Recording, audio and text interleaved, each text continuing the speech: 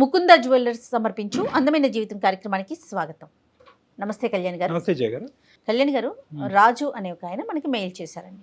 నాకు అతను మెయిల్ చూసినాక ఈ రోజుల్లో ఇలాంటి వారు కూడా ఉన్నారా, ఉన్నందుకు చాలా సంతోషం, చాలా హ్యాపీగా అనిపించిందండి. ఒక మంచి విషయానికి, తనకు సంబంధం లేని ఒక విషయానికి సంబంధించి మన దాకా వచ్చాడు.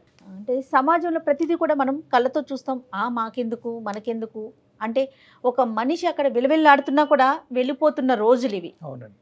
అలాంటిది సమాజంలో జరుగుతున్న ఒక చిన్న ఇన్సిడెంట్కి సంబంధించి తన రెస్పాన్సిబిలిటీగా తీసుకొని మన దాకా తీసుకొచ్చాడండి. ఒక వృద్ధాశ్రమం నుంచి అక్కడ జరిగిన ఇష్యూని మనతో డిస్కస్ చేయాలని అందమైన జీవితానికి మెయిల్ చేశాడండి రాజు అని ఆయన. కాల్ చేద్దామండి, ఒకసారి మాట్లాడదాము. ఆ విషయం ఏంటో మీకు కూడా క్లియర్గా అర్థమవుతుంది. తప్పకుండా మరి ఒకసారి కాల్ చేసేస్తానండి. తప్పకుండా మేడం. హలో, నమస్తే అండి, రాజు గారండి. నమస్తే అండి, ఎవరండి? నేను జయానండి, అందమైన జీవితం ప్రోగ్రామ్ నుంచి మాట్లాడుతున్నా, సుమన్ టీవీ నుండి. నమస్కారం మేడం, చెప్పండి మేడం. ఒక్కసారి కళ్యాణ్ గారితో కూడా మాట్లాడండి. అసలు అక్కడ ఇష్యూ ఏంటి, మీరు ఎందుకు మా దాకా వచ్చారు, డీటెయిల్గా మాట్లాడండి. రాజు గారు నమస్తే అండి. నమస్కారం సార్, చెప్పండి. కాదు రాజు గారు, ఏంటి అసలు సమస్య ఏంటంటే? యాక్చువల్ గా ఒక అమ్మగారు ఉన్నారు, గౌరీ గారిని. ఆమె ఏమైందంటే ఒక కొడుకు అతనికి వెళ్ళిపోయాడు సార్. 3 years అయిపోయింది. ఓల్డ్ ఏజ్ హోమ్స్ కి వెళ్ళాను సార్. యాక్చువల్ గా వెళ్తే అక్కడ ఈవెన్ చూశాను సార్, చాలా బాధపడుతూ అక్కడ కొడుకు వస్తాడని ఆవేదన చాలా బాధపడుతుంది సార్. నేను ఏంటంటే ఈమెకి ఏదో చేయాలి, పాప ఆమె అన్ని సంవత్సరాల నుంచి వెయిట్ చేస్తుంది. అసలు ఈవిడ ఓల్డ్ ఏజ్ హోమ్ లో ఎలా ఎండప్ అయింది? కొడుకే వదిలేసి వెళ్ళిపోయాడు సార్, ఫ్రెండ్ ఇంట్లో ఉంటారని చెప్పేసి. ఓల్డ్ ఏజ్ హోమ్ అని చెప్పాలా, ఇది ఫ్రెండ్ వాళ్ళ ఇల్లు అని చెప్పాడా?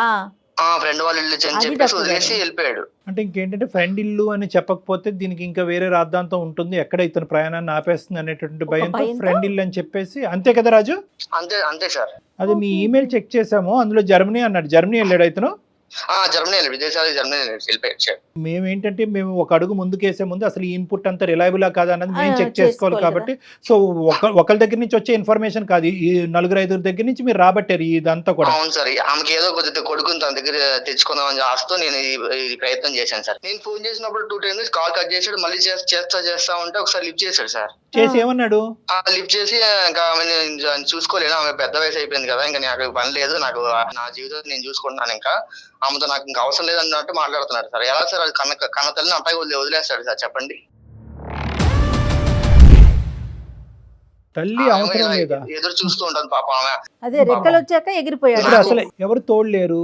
ఇప్పటికైనా ఇప్పుడు ఈ పరిస్థితి అనేటటువంటి దాంతో ఇప్పటికైనా ఇవిడ అవగాహన వచ్చిందా ఇవిడికి? ఇంకా 3 years నుంచి పాపం పొద్దున్న లేగడం, పాపం బట్టలన్నీ చదువుకోవడం, రెడీ అవడం, కొడుకు వస్తాడని చెప్పి ఎదురు చూపులు చూడడం, పాపం ఆతుర చూస్తుంటే నాకు ఎంత బాధ అనిపిస్తుంది సార్. పాపం చెప్పండి, కొడుకు వస్తాడు ఎక్కడ ఆయన ఏమో రావట్లేదు, ఫోన్ లిఫ్ట్ చేయట్లేదు. నేను మాట్లాడుతుంటేనేమో అతనేమో నాకేం సంబంధం లేనట్టు మాట్లాడుతున్నాడు. అక్కడ ఓల్డ్ ఏజ్ హోమ్ లో వాళ్ళు దాన్ని నిర్వహించే వాళ్ళు కానీ వార్డెన్స్ వాళ్ళు ఉంటారు కదండి, వాళ్ళు ఏమంటున్నారు రాజు గారు? ఏమంటున్నారంటే కొంచెం కేర్ వాళ్ళు ఏం చెప్పారంటే, కొంచెం సుమన్ టీవీని వాళ్ళు అప్రోచ్ అవ్వండి, మీకు ఒక సమస్య అనేది పరిష్కారం చేస్తారంటే మిమ్మల్ని అప్రోచ్ చేయనండి మేడం. Very good. సో మీరు చేసినటువంటి ప్రయత్నాలు ఫలించలేదు కాబట్టి ఒకసారి అందమైన జీవితం ద్వారా ఒక ప్రయత్నం చేద్దామని మీరు అవును సార్ అనుకున్నాను సార్. అవును సార్, మీకు అవ్వట్లేదు సార్, చెప్తే ఇలా చెప్పాను సార్. యూజువల్ గా మనం చూసేటటువంటి సందర్భాలు ఏంటంటే జయ గారు, అతనికి పెళ్ళి అయింది, కోడలు వచ్చింది, భార్య వచ్చింది, భార్య ఏమో వచ్చి అత్తగారిని స్వీకరించడానికి రెడీగా ఇక్కడ ఫైనాన్షియల్ కాంట్రిబ్యూషన్ చేయడానికి ఇష్టపడట్లేదు కాబట్టి కొడుకు ఈ విధంగా అని అంటారు. కానీ పేగు తెంచుకొని పుట్టిన కొడుకే వదిలేసి వెళ్ళిపోయినందుకు అలాంటి అసలు అంత సెల్ఫిష్ పర్సన్ ఉన్నందుకు మనం సెల్ఫిష్ అనేది చిన్న పదమే. ఎందుకంటే తల్లి ప్రేమ దగ్గర యూజువల్ గా అన్ని చోట్ల సెల్ఫిష్ అనేది చూస్తాం, కానీ తల్లి ప్రేమ దగ్గర చూడకూడదు కూడా. తల్లి అనేటటువంటి మనిషి అవసరమే లేదు నాకు అనేటటువంటి మాట అతని నోట్లోంచి వచ్చిందంటే కనుక సెల్ఫిష్ అనే పదం చిన్నది అయిపోతుంది. Anyway, all said and done. కాదు, ఇప్పుడు మనం గౌరీ గారితో మాట్లాడాలి అంటే ఎలా రాజు గారు? అంటే మనకు ఇప్పుడు మీరు చెప్పేదంతా కరెక్ట్, ఒక మానవతా దృక్పథంతో మీరు ముందుకొచ్చి చేశారు అనేటటువంటిది మాకు నమ్మకం కలగాలి అంటే గౌరీ గారితో మాట్లాడేదానికి అవకాశం ఉందా? ఆయన ఏమైందంటే నా దగ్గర తెచ్చి పెట్టుకున్నాను సార్, 15 రోజులు అవుతుంది. ఆమె ఇంకే ఏమంటుందంటే, మా కొడుకు వస్తాడు, చాలా రోజులు నేను వెయిట్ చేస్తాను, నాకు పక్క నా ప్రేమ ఉంది నా కొడుకు మీద, పక్క వస్తాడని చెప్తే ఆమె అదే ఆతురతో ఉంది సార్ పాపం. అదేలేండి, బహుశా ఓల్డ్ ఏజ్ హోమ్ వాళ్ళు అందరూ కూడా అదే మాట చెప్పుంటారు. ఈ రోజు రాజుగారు కూడా అదే చెప్తున్నారు. కానీ ఆవిడ నమ్మకం ఆవిడది. ఎందుకంటే కని పెంచి ఇంత చేసిన తర్వాత కొడుకు అలా ప్రవర్తిస్తాడని ఏ తల్లి మాత్రం అనుకుంటారు? ప్రపంచం అంతా వచ్చి రాడు అని చెప్పినా కూడా వస్తాడు అన్నట్టే మాట్లాడుతుంది ఆవిడ. గౌరమ్మతో మాట్లాడొచ్చా? మాట్లాడుతున్నాను, నా పక్కనే ఉన్నారు, మాట్లాడు. అవునా? ఒకసారి. హలో గౌరమ్మ గారు, నమస్తే అండి. నా పేరు నమస్తే సార్. సుమన్ టీవీ అందమైన జీవితం నుంచి నా పేరు డాక్టర్ కళ్యాణ్ చక్రవర్తి. నాతో పాటు జయ గారు కూడా ఉన్నారు. నమస్తే అమ్మా. నమస్తే అమ్మా. ఏంటమ్మా పరిస్థితి ఏంటమ్మా? మీ అబ్బాయి ఎక్కడున్నాడు? ప్రస్తుతం మీరు ఎక్కడున్నారు? మీ అబ్బాయి ఎక్కడో బయట దేశాల్లో ఉన్నాడు అని విన్నాము. ఎప్పుడు వస్తామని అనుకుంటున్నాడు? ఎన్ని సందర్భాల్లో మీరు మాట్లాడు?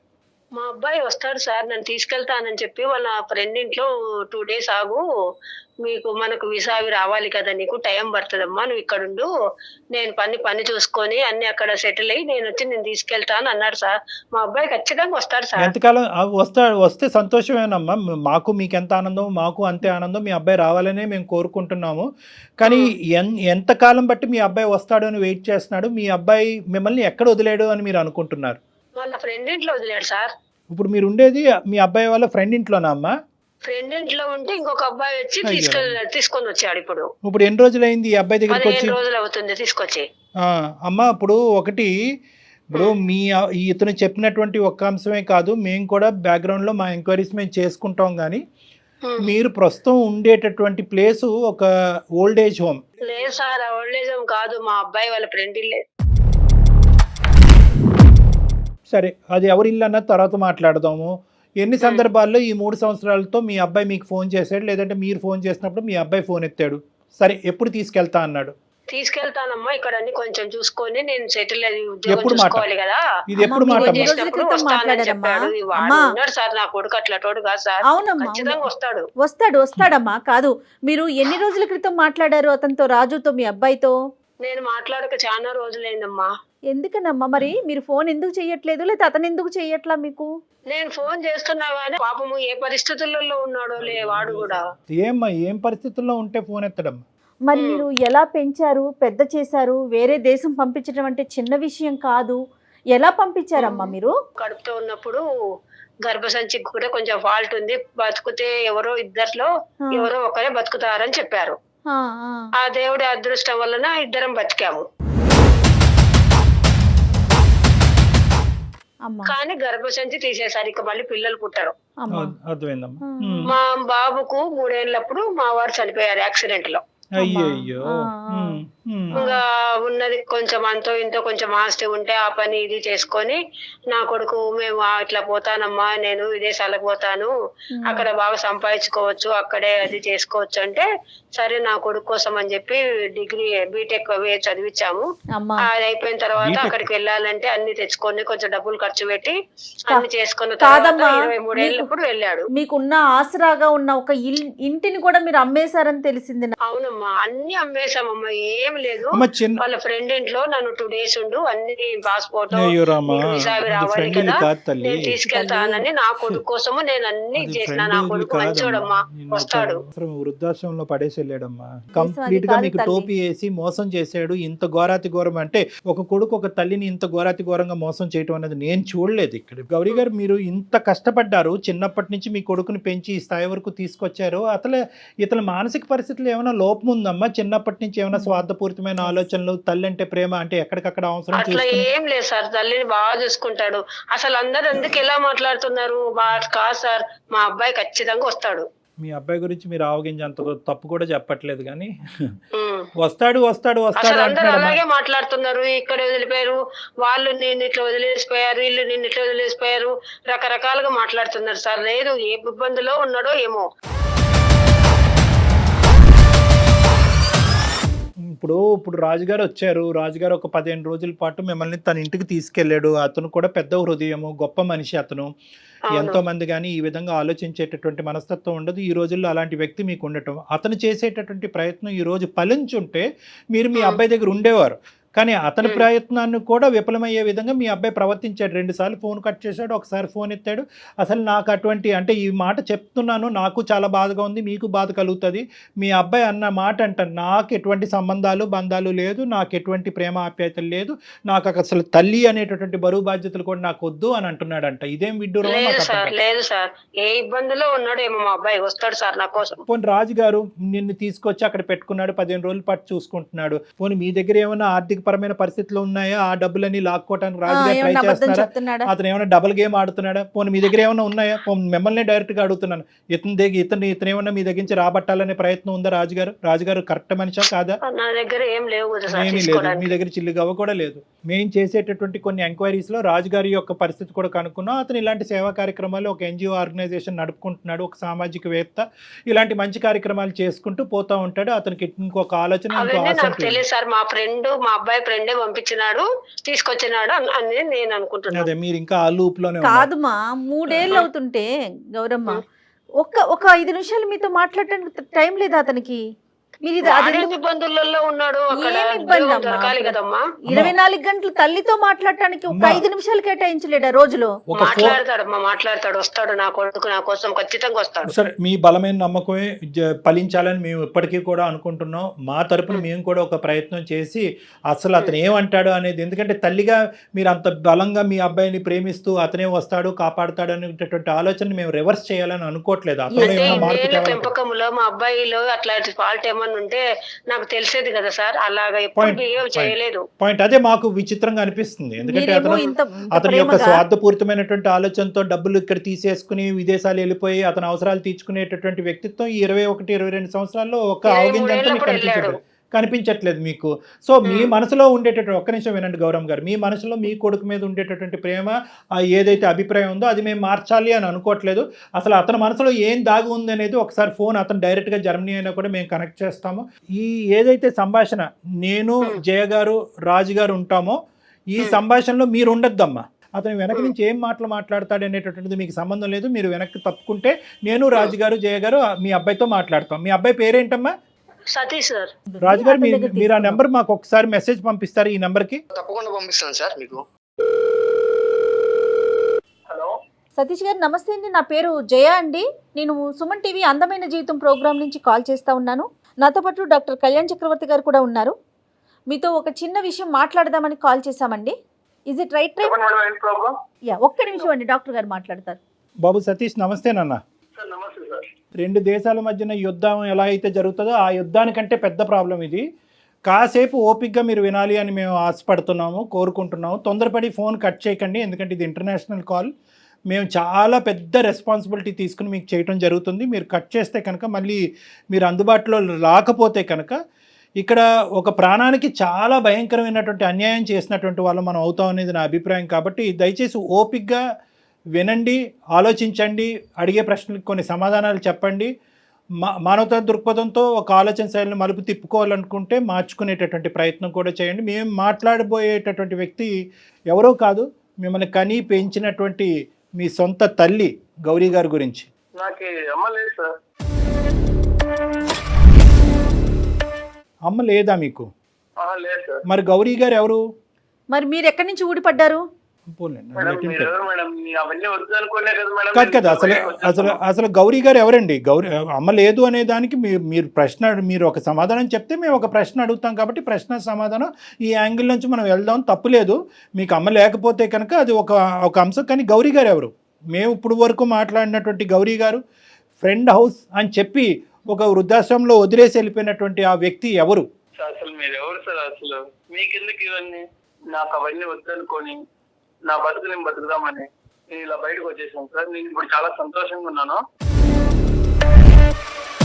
ఏమండి, నేను ఎవరు అని అడిగారు కాబట్టి నేను చెప్తున్నాను. నేను ఒక మనిషిని, ఓకే, మానవత్వం ఉండేటటువంటి 2 మనుషులు ఇక్కడ అందమైనటువంటి జీవితంలో ఉన్న కార్యక్రమాల్లో కూర్చుని మానవత్వాన్ని కాపాడేటటువంటి ప్రయత్నంలో ఒక 4గురికి సహాయపడాలనేటటువంటి ఉద్దేశంతో, ఇంకా మానవత్వాన్ని చంపేయకుండా దాన్ని నరికి పోగులు పెట్టకుండా కాపాడేటటువంటి ప్రయత్నం చేసేటటువంటి ఒక ఆలోచన శైలితో ప్రయత్నం చేసుకుంటూ ముందుకు వస్తున్నాయి 2 మనుషులు మేము. మీరు మనిషి అయితే కనుక, మళ్ళీ చెప్తున్నాను, మీరు మనిషి అయితే కనుక ఒక 2 నిమిషాలు కూల్గా కూర్చుని మేము అడిగేటటువంటి 2-3 మాటలకి సమాధానం చెప్పండి చాలు. గౌరీ గారు ఎవరు? మీరు ఎవరైనా వాట్ ఎవర్, అదంతా నేను నా సంతోషం కోసం, నా బతుకు కోసం ఓల్డేజ్ హోమ్ లో చేయడం జరిగింది. ఆవిడ మీ ఏదో బయటకు వచ్చాను, నా కష్టాలు నేను పడుతున్నాను, నా బతికేదో బతుకున్నాను, మంచిదే, అమ్మ లేదనుకున్నాను. మీ బ్రతుకు మిమ్మల్ని బతకద్దని ఎవ్వడూ అనలేదు, మీ భవిష్యత్తును చూడొద్దని ఎవరు అనలేదు, మీ సుఖాలు మిమ్మల్ని అనుభవించొద్దని ఎవరు అనలేదు. వినండి, ఒక్క నిమిషం, ఇవన్నీ అనుభవించండి, ఈ సుఖాలన్నీ మీ భవిష్యత్తును నిలబెట్టుకోండి, 1కి 100 కోట్లు సంపాదించండి, దాని గురించి మేము అనట్లేదు. మీ తల్లి మీకు చేసిన అన్యాయం ఏంటి, పాపం ఏంటి? తల్లి నీకు ఏ విధంగా భారమైంది? సార్ నాకు వద్దు సార్ ఈ తలనొప్పులు, ఈ బాధ్యతలు. గడుగుడ్డు వద్దు కాదు, జర్మనీ వెళ్ళక ముందు వదిలేకపోయావా మీ తల్లిని? వద్దేంటయ్యా, వద్దు, నీ ఇష్టం ఏంటి అసలు, బంధాలను వద్దంట. కాదు కళ్యాణ్ గారు, అసలు ఆవిడే లేకపోతే తను ఎక్కడి నుంచి వచ్చాడండి? ఈ రోజు జర్మనీలో కూర్చొని ఎలా మాట్లాడగలుగుతున్నాడు? ఏ వయసు అప్పుడు మీ నాన్నగారు చనిపోయారు? ఏం మాట్లాడుతున్నారు మీరు సతీష్ గారు? నా చిన్నప్పుడే చనిపోయారు. చనిపోయిన తర్వాత ఎవరు చూసుకున్నారు? ఎవరు నిన్ను కాపాడారు? ఎవరు చదివించారు? ఎవరు నీకు గోరుముద్దలు తినిపించారు? ఎవరు నీ ఆలన పాలన చూసుకున్నారు? నీకేమైనా డిమెన్షియా, మెమరీ లాసా? అక్కడ ఇండియాకి వచ్చి ఇప్పుడు ఆమెతో ఉండి ఆమె సేవలు చేసుకుంటూ కూర్చోవాలా సార్? అరే రావద్దురా బాబు, నువ్వు ఇండియా రావద్దు. నిన్నెవడు రమ్మని చెప్పాడు? నువ్వు ఇండియా రావద్దు. కానీ ఇక్కడ నీకు ఒక తల్లి అనేటటువంటి ఒక వ్యక్తి ఉంది కదా, ఆవిడ బాగోగులు చూసుకోవాల్సినటువంటి బాధ్యత నీకు ఉంది కదా. ఇంత స్వార్థం నేను ఎక్కడ చూడలేదు నాన్న.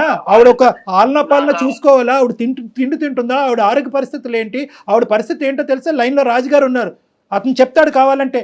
ఎంత భయంకరంగా ఉందో ఆవిడ పరిస్థితి.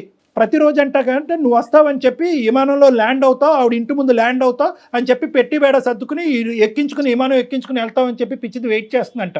ఆవిడ మానసిక పరిస్థితి ఎలా ఉందో, నీ తల్లి మానసిక పరిస్థితి నీకు అర్థమవుతుందా? నాకు ఆ బరువు బాధ్యతలు అవన్నీ నాకు వద్దు సార్. నాకు ఆ తలకాయనప్పుడు వద్దు. నేను ఇక్కడ మంచిగా సెటిల్ అవుదామని వచ్చాను. నేను ఇక్కడే మ్యారేజ్ చేసుకుని, ఇక్కడే అమ్మాయిని మ్యారేజ్ చేసుకుని, గ్రీన్ కార్డ్ తీసుకుని ఇక్కడ హ్యాపీగా ఉంటాను. నాకు ఆవిడ వద్దు సార్. వద్దు అని చెప్పడానికి కారణం ఏంటి సతీష్?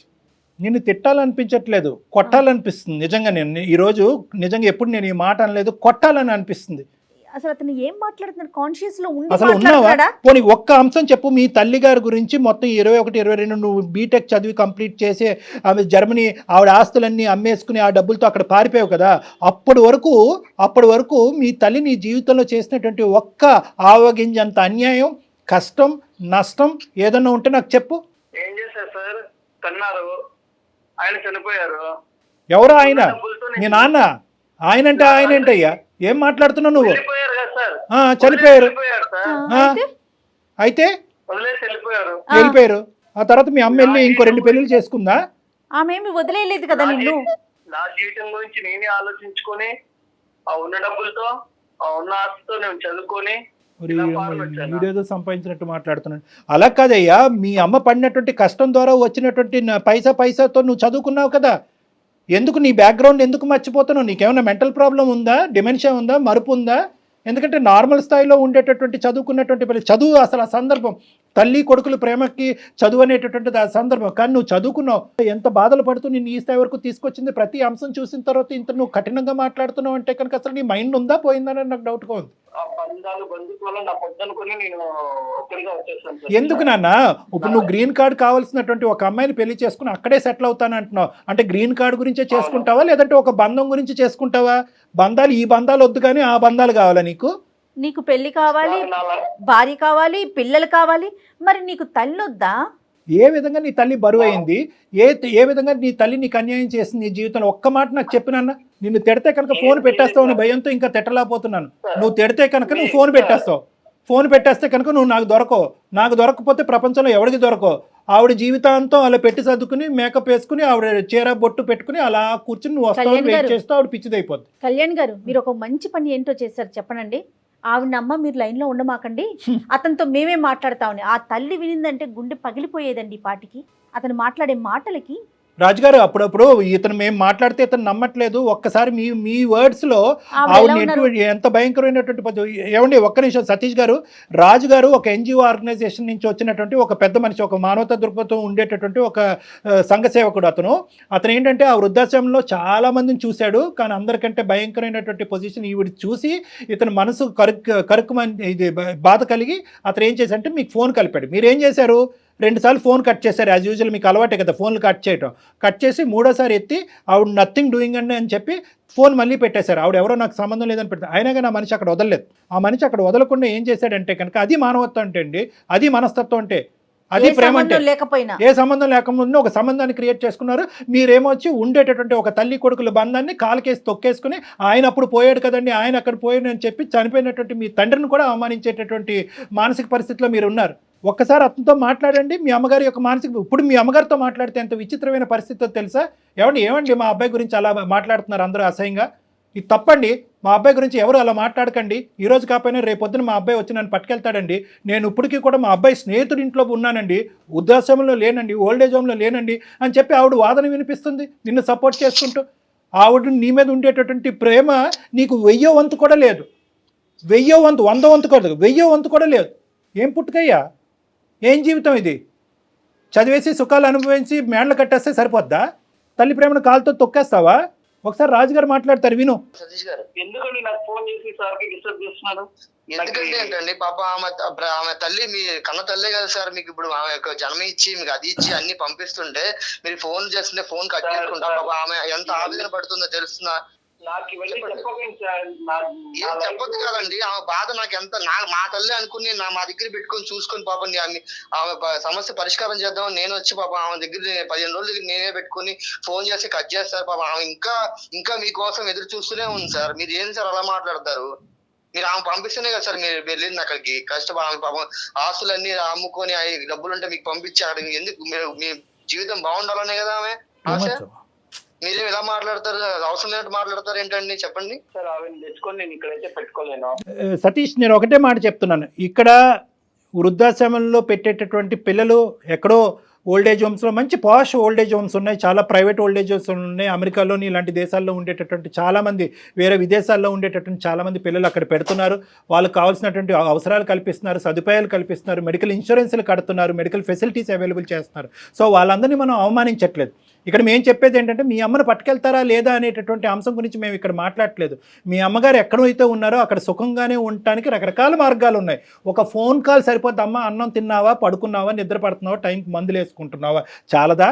ఇప్పుడు ఏదో నిన్ను తీసుకెళ్ళి నీ భుజస్కంధాల మీద పెట్టుకుని మోయవలసినటువంటి తల్లి ప్రేమ అనేటటువంటిది ఏదో ఉంటుందో, తల్లి కొడుకుల మధ్యన ప్రేమ, అది ఇచ్చి పుచ్చుకోమంటున్నావు. అయ్యా బాబు, నువ్వు ఎక్కడ దొరికావు మాకు? దానికి బరువు ఏంటి? మీ అమ్మ ఏదో ఆటోమేటిక్గా అక్కడి నుంచి వచ్చి ఒక సముద్రంలోంచి వచ్చేసావు, లేదంటే విమానం నుంచి వచ్చేసావు, నీ పక్కనకు వచ్చి ఉంటాను అనే అంత ఫీల్ అవుతున్నావు ఏంటి? నువ్వు నాకు అర్థం కావట్లేదు. 3 ఏళ్ళు అయింది కదా, మీకు అమ్మని చూడాలని అనిపించట్లేదా? చూడటం పక్కన పెట్టండి మేడం, ఫోన్ ఎత్తే చాలు. కనీసం మాట్లాడాలని కానీ చూడాలని కానీ. డాక్టర్గా నా దిక్కు తోచినటువంటి పరిస్థితి. ఎందుకంటే నిన్ను తిట్టలేను, కొట్టలేను, ఎందుకంటే ఎదురుగుంటా లేవు, ఎక్కడో దేశాల్లో ఉన్నావు. కొడితే తిట్టే నీకు కోపం వస్తుంది, నువ్వు ఫోన్ కట్ చేస్తావు. ఫోన్ కట్ చేస్తే కనుక ఎవరు బాధితులు? మేం కాదు బాధితులు, ఆవిడ బాధితురాలు. నేను ఇప్పటికీ కూడా ఒకే పాయింట్ నాకు అర్థం, నీ మీద కోపం వస్తుంది, నువ్వు ఎక్కడి నుంచి ఊడిపడ్డావు, నువ్వు ఎవరికన్నారు, తల్లిని అలా మాట్లాడతావేంటి, తండ్రిని అలా మాట్లాడతావేంటి అని ఇలా రకరకాలు అన్నా కూడా ఏదో ఒక కలత నీ మనసు లోపల ఉంది అనేది నాకు అనిపిస్తుంది. ఏం జరుగుతుంది ఇక్కడ సతీష్? నీ మనసు మార్చడానికి నేను ఎటువంటి ప్రయత్నం చేయాలి? జర్మనీ రమ్మంటావా?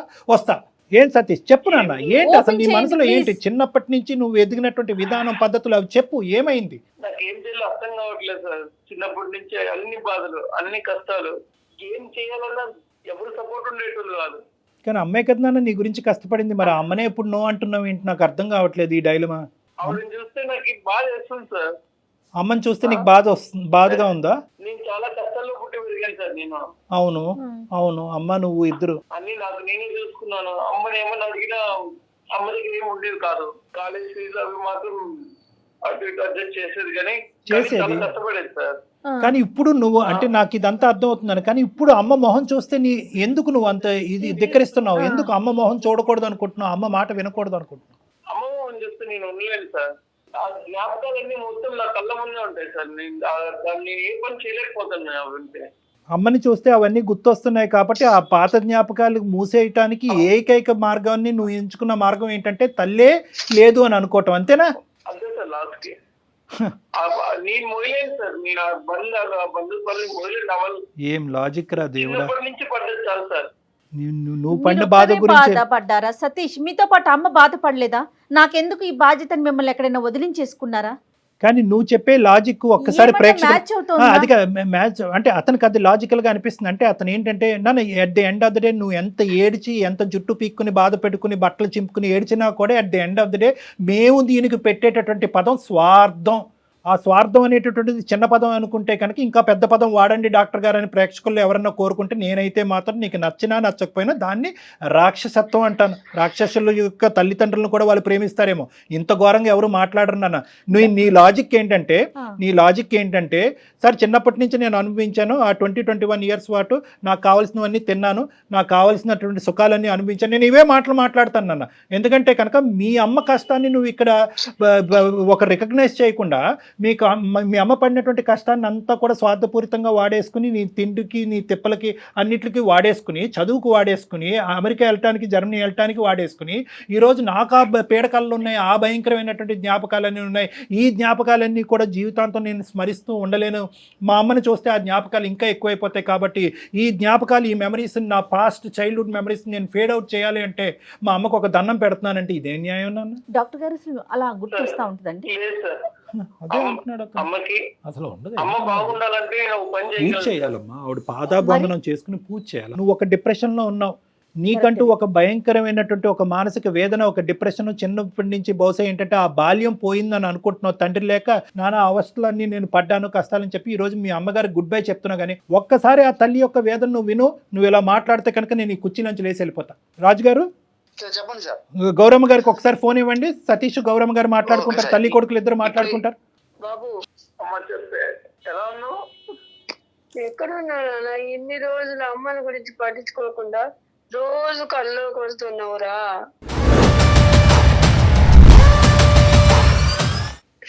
ఇలా వదిలేసి వెళ్ళిపోయావు, ఎలా ఉండాలి నేను ఒక్కదాన్ని? పిచ్చిదాని లెక్క అయిపోయి రోజు నీ కోసం ఎదురు చూస్తూ ఉన్నాను. ఇలా ఈ రోజు వస్తావు 3 ఏళ్ళు అయినాయి అని చెప్తున్నారు. రోజు నీ కోసం ఈ బస్సు ఈ కారు అన్ని చూసి ఎప్పుడు ఫోన్ చేసినా ఫోన్ మాట్లాడవురా. ఎందుకు ఎక్కడ పోయినావు? ఇన్ని రోజులు ఎక్కడ ఉన్నావు? ఈ అమ్మని గురించి పట్టించుకోకుండా పిచ్చిదాని లెక్క అయిపోయినారా నాయన. నన్ను క్షమించమ్మా, నా జీవితం కోసం నేనే స్వార్థంగా ఆలోచించుకుని తప్పని చూసానమ్మా. నిజంగానే వదిలేనమ్మా. నిన్ను చూడకుండా నేను ఉండలేను నాన్న, నన్ను తీసుకెళ్ళు. గౌరమ్మ గారు, మీ అబ్బాయి చాలా పని ఒత్తిడిలో ఉన్నాడు. ఓకే, ఆ పని ఒత్తిడిలో ఉండటం వల్ల సరైనటువంటి సమయం సందర్భం చూసుకుని ఇండియా రాలేనటువంటి పరిస్థితిలో ఉన్నాడు.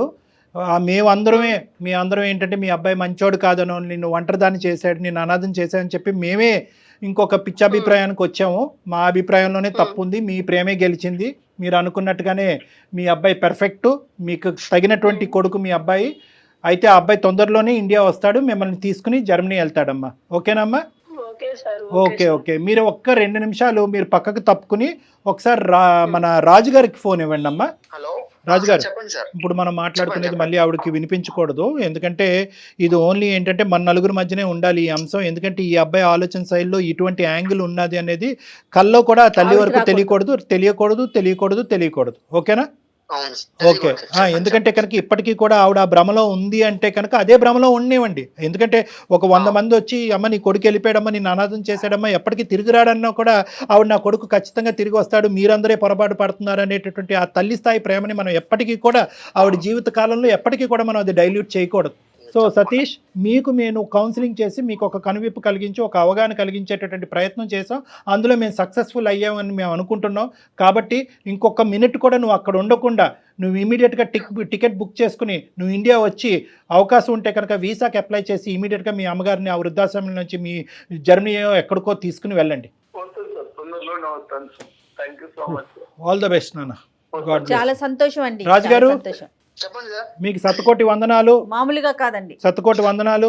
మీలాంటి వాళ్ళు ఇంకా ఈ ప్రపంచంలో ఆవిర్భవించాలి, ఇంకా పుట్టుకు రావాలి, మీలాంటి మనసులు ఇంకా ఉండాలి అనేటటువంటి మంచి ఉద్దేశంతో నేను సెలవు తీసుకుంటున్నాను. Thank you very much. మన ప్రోగ్రామ్ అన్ని దేశాల్లో చూస్తున్నారు కదా మేడం. సో అందరికీ కూడా అన్ని దేశాల్లో ఉండేటటువంటి అందరి ప్రజానికానికి మనం ఒక మంచి మాట చెప్పాలి అనేటటువంటి ఉద్దేశంతో ఈరోజు ఈ ఎపిసోడ్ ఉపయోగపడుతుందని నేను అనుకుంటున్నానమ్మా. పిల్లలందరికీ కూడా. ఎందుకంటే అందరూ అంటూ ఉంటారు, సార్ మా అమ్మ నాన్న అక్కడ ఉండిపోయారు, అరే కోవిడ్ టైంలో మా అమ్మ నాన్నగారు వాళ్ళ దగ్గర రాలేదు, కొన్ని సందర్భాల్లో తండ్రిని తల్లిని కానీ కోల్పోయి వీసా పర్పస్ సర్వ్ అవ్వట్లేదని చెప్పి రానటువంటి వాళ్ళు ఉంటారు. అందరికీ ఒకటే మాట, మీరు వచ్చినా రాకపోయినా ఇక్కడ ఉండేటటువంటి వ్యక్తుల యొక్క బాగోగులు దగ్గర నుంచి పర్యవేక్షించి చూసుకుంటూ మాట్లాడుతూ వాళ్ళు నెగ్లెక్ట్ చేయకుండా మీరు దూరంగా ఉన్నా కూడా వాళ్ళంటూ ఉండేటటువంటి వాళ్ళు ప్రతిరోజు మీ కుటుంబంలోనే, అక్కడ మీ దేశంలోనే, మీ ఇంట్లోనే తిరుగుతున్నట్టుగా మీరు భావిస్తూ వాళ్ళతో ఒక బంధాన్ని కంటిన్యూ చేయటం అనేటటువంటిది చాలా ఇంపార్టెంట్. నెంబర్ 1, ఎన్ని లక్షలు ఎన్ని కోట్లు పెట్టి ఎంత పాష్ వృద్ధాశ్రమంలో మీరు మీ తల్లిదండ్రులు పెట్టినా at the end of the day సంవత్సరానికి ఒకసారి కానీ 2 సార్లు కానీ వాళ్ళ దగ్గరికి రావటం అవకాశం ఉంటే కనుక మీరు వాళ్ళని తీసుకుని వెళ్ళి మీ దగ్గర పెట్టుకోవటం అనేటటువంటిది ఒక సాంప్రదాయం, ఒక బంధుత్వం, ఒక విధమైనటువంటి ఒక ప్రేమ, ఒక ఆప్యాయత. దీన్ని ఎప్పటికీ కూడా మనం నెగ్లెక్ట్ చేయకూడదు. రైట్. ఇవన్నీ లేనప్పుడు ఈ బంధం అనేదే లేనప్పుడు మనకి కొన్ని కోట్లు సంపాదించుకొని ఏం ఉపయోగం అండి? అంతే కదా కళ్యాణ్? అంతే. ఇప్పుడు ఇదివరకు లాగా కాదు, వీడియో కాల్స్ వచ్చేసినాయి, చక్కగా చూసుకుంటూ మాట్లాడుకోవచ్చు. టెక్నికల్గా మనం చాలా ముందున్నాం కదా. మీరు అన్నట్టు ఒక్క 5 నిమిషాల తల్లిదండ్రులతో ఒక్క 5 నిమిషాలు రోజుకి మాట్లాడగలిగితే బహుశా గౌరమ్మ లాంటి వాళ్ళు ఉండరేమో అని. ఎందుకంటే ఇప్పుడు ఈ కేసులో కూడా చూసారు మేడం, ఆ అబ్బాయి మనసులో కూడా తల్లి అంటే ప్రేమ ఉంది. ప్రేమతో పాటు ఆ చైల్డ్హుడ్ జ్ఞాపకాలకు సంబంధించినటువంటి ఒక భయం కూడా అతను. ఇప్పుడు మాకులాగా వినే వాళ్ళకి ఏమనిపిస్తుంది అంటే చాలా ఫూలిష్గా ఆలోచిస్తున్నాడు, చాలా షెల్ఫిష్గా ఉన్నాడు అనిపిస్తుంది. కానీ ఇప్పుడు మీరు యాజ్ ఎ డాక్టర్గా మీరు చెప్పేది అంటే తనకి ఆ చిన్ననాటి జ్ఞాపకాలు అలా ఉండిపోయినాయి. మళ్ళీ అందులోకి వెళ్ళిపోతానేమో అనేటువంటి ఒక ఫోబియా కూడా ఉంది మేడం. సో దాని గురించి ఆ ఫోబియాని ఫేస్ చేసే దానికంటే ఆ ఫోబియాకి కారణమైనటువంటి అంటే ఆ ఫోబియాకి సంబంధించినటువంటి ఒక జ్ఞాపకం ఎవరంటే తల్లి, కాబట్టి తల్లినే దూరం చేసుకునేటటువంటి. రైట్ కళ్యాణ్ గారు, నమస్తే.